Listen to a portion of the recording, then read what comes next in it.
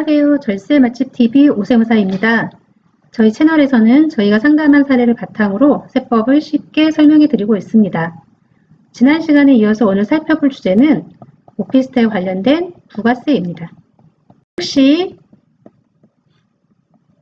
보유시, 그리고 양도시로 단계별로 살펴보겠습니다.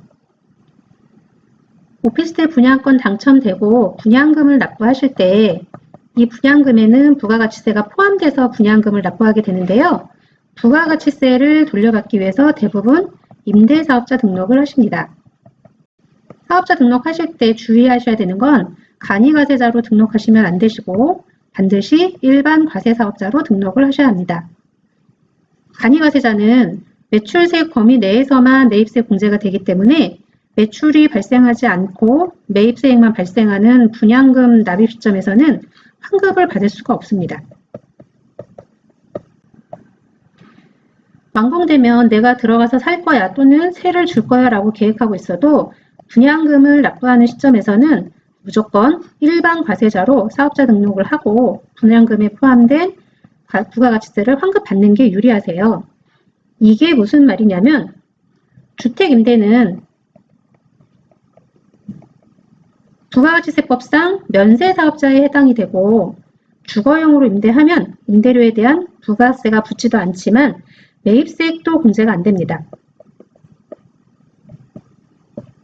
즉, 내가 분양대금에 부가세를 포함해서 지급했어도 주거용이라면 부가세 환급을 받을 수 없다는 말이죠. 근데 면세사업자가 아닌 일반 과세자로 등록하고 부가세를 계속 돌려받다가 오피스텔이 준공된 후 본인이 거주하거나 아니면 주거용으로 임대를 하면 원래부터 공제받을 수 없었던 부가가치세를 공제받은 게 돼서 그동안 환급받은 부가세를 다시 납부하셔야 되는데요. 그럼 어차피 다시 낼 거라면 조삼모사 아니냐라고 생각하실 수도 있는데요. 예를 들어 건물가가 7억, 토지가 3억의 오피스텔을 분양받는다면 건물가 7억의 10%인 7천만 원을 부가가치세로 납부하게 되는데 이거를 제때제때 돌려받게 되면 돌려받은 7천만 원으로 하다못해 예금에 예치를 하든 주식을 하든 아니면 다른 부동산에 투자를 하든 자금을 활용할 수 있는 수익을 얻을 수 있는 기회가 되겠죠.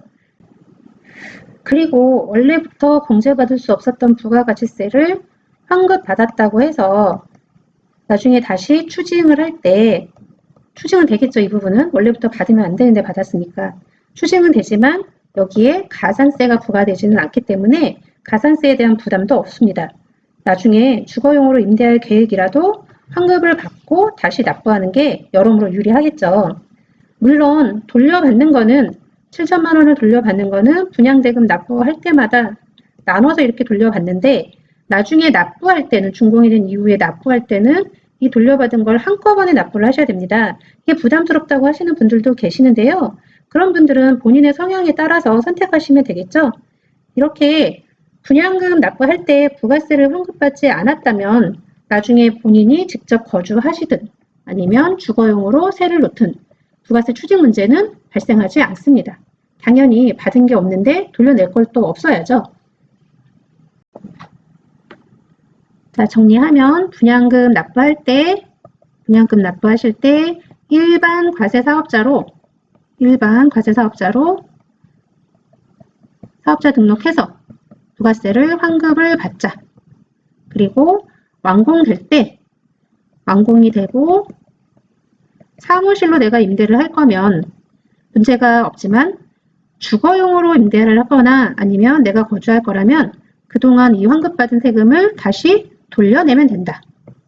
대신 이때 가산세는 없이 받은 금액 그대로 다시 납부만 하면 된다. 이렇게 정리하시면 되겠네요.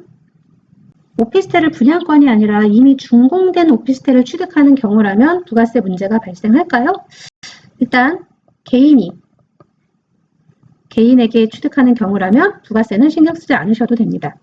왜냐하면 부가가치세법에서는 일시적이거나 우발적인 부동산 매매에 대해서는 사업성이 없다고 봐서 부가가치세 납세 의무자가 아니라고 보고 있습니다. 오피스텔을 개인이 개인에게 취득하는 경우라면 부가세는 신경 쓰지 않으셔도 된다라고 말씀을 드렸는데요. 개인이 사업자에게 취득을 하거나 아니면 사업자가 사업자한테 취득을 하는 경우, 이런 경우라면 건물분에 대한 부가세를 주고 사셔야 하는데요. 매수자가 사업자 등록을 해서 매입세 공제를 받을 수 있으면 그나마 다행인데, 매수자는 실제로 거주할 목적이거나 아니면 주거용으로 임대하려고 하는 경우라면 그나마 더 어렵겠죠. 동일한 오피스텔인데 파는 사람이 사업자라서 사는 사람이 부가세를 부담하게 되면 당연히 매수자들은 사업자가 파는 오피스텔을 기피하겠죠.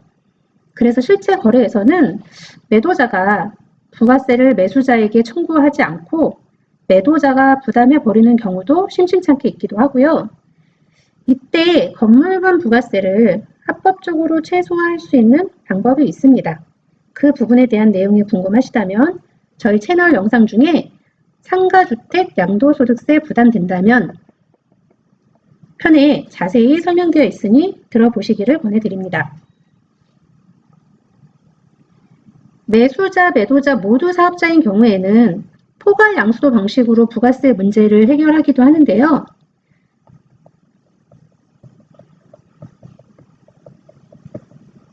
포괄 양수도는 과세관청과 납세자 간에 다툼이 참 많은 부분이라 잘 검토하시고 진행하셔야 됩니다.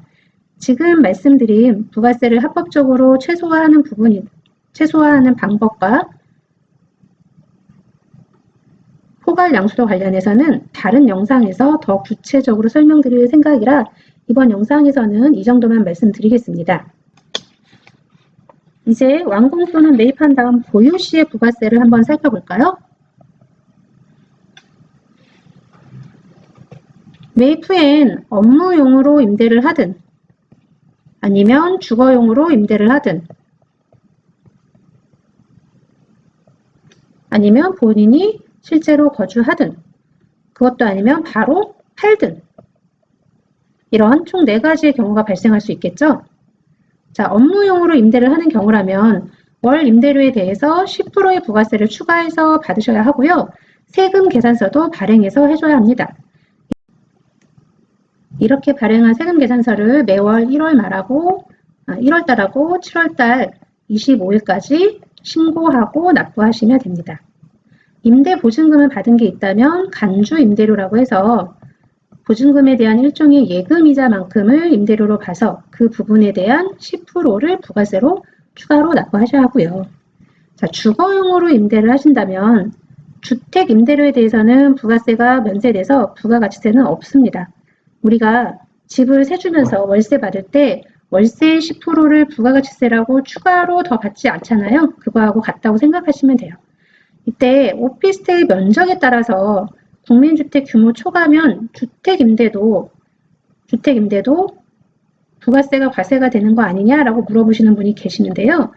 주택의 임대에 대해서는 규모와 무관하게 면세로 규정되어 있어서 부가세가 없습니다. 만약에 임대사업자로 사업자 등록을 해서 분양금에 대한 매입세 환급도 다 받고 준공된 다음에는 사무실로 임대를 해서 보증금과 월세에 대한 부가세를 잘 납부하고 있다가 주거용으로 임대를 하고 싶다면 부가가치세는 어떻게 될까요? 이렇게 사무실 용도로 임대를 하다가 주거용으로 임대를 바꾸는 경우에는 미상각 잔액의 10%를 부가가치세로 징수하게 되는데요. 이게 무슨 소리인지 사례로 한번 살펴보겠습니다. 자, 22년 1월에 서울의 A 오피스텔을 분양받았습니다. 분양가는 건물 7억, 토지 3억, 건물분 부가세 7천만 원을 포함해서 총 분양가는 10억 7천만 원입니다. 2023년 8월에 준공이 되면서 바로 보증금 3천만 원에 월세 200만 원으로 사무실로 임대가 나갔습니다. 이 상태에서 25년 8월에 사업자가 나가면서 공실이 되었는데 사무실 임대 수요는 없고 주거용 임대 수요만 있어서 25년 9월부터는 주거용으로 임대하려고 하는 상황입니다. 자, 이런 경우 22년 1월부터 23년 8월에 거쳐서 분양금을 납부하면서 부가세 이 7천만 원에 해당되는 것을 환급받았겠죠. 그리고 사무실 임대료에 대해서 보증금에 대한 간주 임대로 계산하고 그리고 월세까지 합산해서 부가세도 성실하게 납부했습니다. 참고로 사례의 경우에 이 보증금에 대한 간주 임대료는 이 보증금 적수에다가 정기예금 이자율 현재는 1.2%인데요. 이거를 1년치로 계산해서 일수로 계산해서 계산을 하는데 1년으로 따지면 약 36만 원 정도가 돼요. 보증금 3천만 원에 대한 간주 임대료 36만 원에 부가세는 10% 3만 6천 원을 추가로 더 낸다. 이렇게 생각하시면 됩니다. 자, 25년 9월부터 주거용으로 전용하는 경우에 아까 미삼각 잔액이라는 표현을 했는데 미삼각 잔액이 얼마인지 내가 임의로 판단하는 게 아니라 세법에 계산하는 방식이 명시되어 있습니다. 잠깐 살펴보면 건물분에 대한 취득가액, 건물분 취득가액에 곱하기 1-5% 곱하기 경과된 과세기간수로 계산을 합니다. 이게 사례를 대입해서 한번 살펴보면 건물분 취득가액은 7억이고 곱하기 1-5% 경과된 과세기간수라는 거는 부가가치세법에서 과세기간은 상반기 그리고 하반기 이렇게 두 1기, 2기 상반기, 하반기로 나눠서 1년에 총 2기의 과세기간이 있어요. 경과된 과세기간 수는 22년에 2번, 그리고 23년에 2번, 24년에 2번, 그리고 지금 25년 9월이죠. 그러니까 25년 상반기 1기까지 포함해서 총 7기가 경과가 된 상태네요. 이 7기를 여기다 곱해주는 겁니다. 7을. 이렇게 해서 계산을 하면 건물분에 대한 미상각 잔액이라고 세법에서 인정하는 금액이 4억 5,500만 원이 됩니다. 이 금액이 미상각 잔액이 돼서 이 금액의 10%, 즉 4,550만 원을 다시 납부를 하셔야 되는 거예요. 환급받은 건 7천만 원이지만 이 7천만 원을 모두 다 납부하는 게 아니라 일정 기간 동안 사무실로 임대한 부분을 제외한 그 부분을 제외해주고 나머지에 대해서만 추징을 하겠다라는 취지죠. 이때도 이 4,550만 원에 대해서 자진해서 신고하고 납부하면 별도의 가산세는 부과되지 않습니다. 근데 만약에 자진 신고하지 않아서 과세관청이 나중에 추징하게 되면 가산세가 부과되니까 꼭 자진 신고 납부하시기 바랍니다. 준공 후 본인이 거주한다면 환급받은 부가세를 다시 납부하면서 폐업을 하시면 되고요. 준공한 다음에 주거용으로 임대를 한다면 환급받은 부가세를 다시 납부하고 면세사업자로 임대하시면 됩니다. 준공 후 바로 매도하는 경우라면 어떻게 되는지 한번 살펴보죠. 이때는 당초에 매입세액을 환급받았는지 그 오피스텔의 규모가 어느 정도인지 그리고 양도하는 금액이 얼마인지 모두 상관없이 건물분 양도 금액의 10%를 부가세로 과세하게 됩니다. 이 말은 매도자가 매수자에게 매매 대금하고 별개로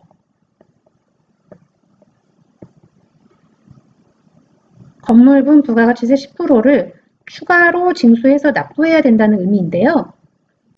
예를 들어서 사례로 들었던 오피스텔을 건물 10억,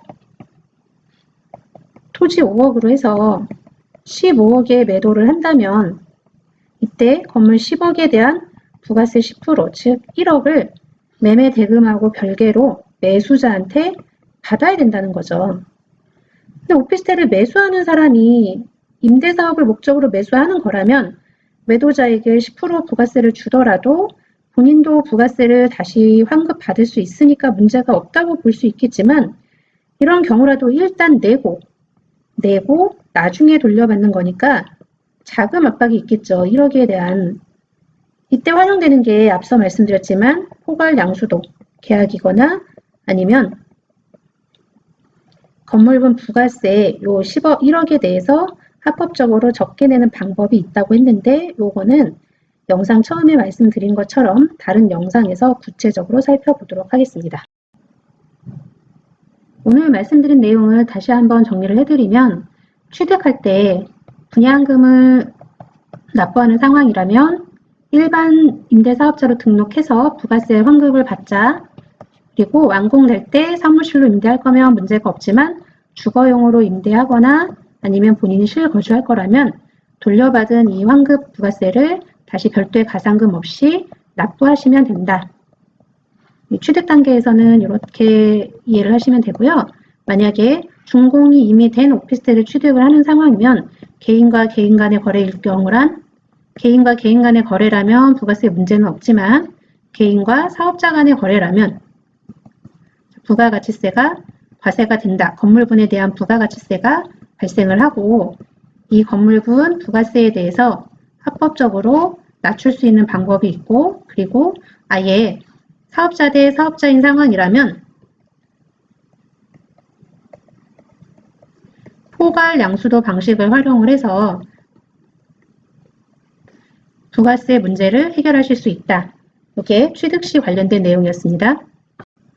다음으로 보유 시의 상황은 상황에 따라서 부가세가 달라지는데요. 제가 일반 사업자로 등록을 해서 환급을 다 받고 그리고 사무실로 임대를 했다면 이런 경우에는 취득 문제는 발생하지 않고 사무실 임대료에 대해서 부가세를 신고하고 납부하면 된다. 이때 보증금 받은 게 있다면 그 보증금에 대해서도 일정 부분 임대료로 봐서 함께 부가세를 신고 납부하시면 된다라는 거고요. 자, 준공이 된 다음에 내가 실거주하겠다라는 경우라면 환급받은 부가세는 전부 다 다시 돌려내시고 그리고 폐업을 하시면 됩니다. 자, 내가 준공이 된 다음에 주거용으로 임대를 하겠다. 그러면 환급받은 세금은 다시 다 돌려내시고 그리고 연쇄사업자로 봐서 그 임대료에 대한 부가세 없이 사업을 진행을 하시면 되겠습니다. 자, 마지막으로 그냥 완공이 되자마자 내가 파는 경우 이런 경우의 부가세는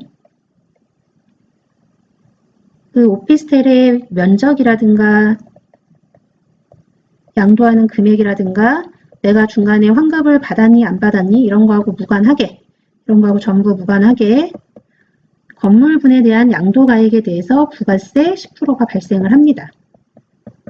이거를 잘 기억을 하셔야 되겠고요. 이 건물분 부가세 관련된 부분에 대해서는 초에 말씀드린 것처럼 금액을 좀 줄이거나 아니면 포괄양도 방식을 이용해서 부가세 없이 거래하는 방법이 있다. 이상으로 오늘은 오피스텔의 부가세 문제를 취득 시, 보유 시, 양도 시로 나눠서 함께 살펴보았습니다. 시청해주신 여러분 감사합니다.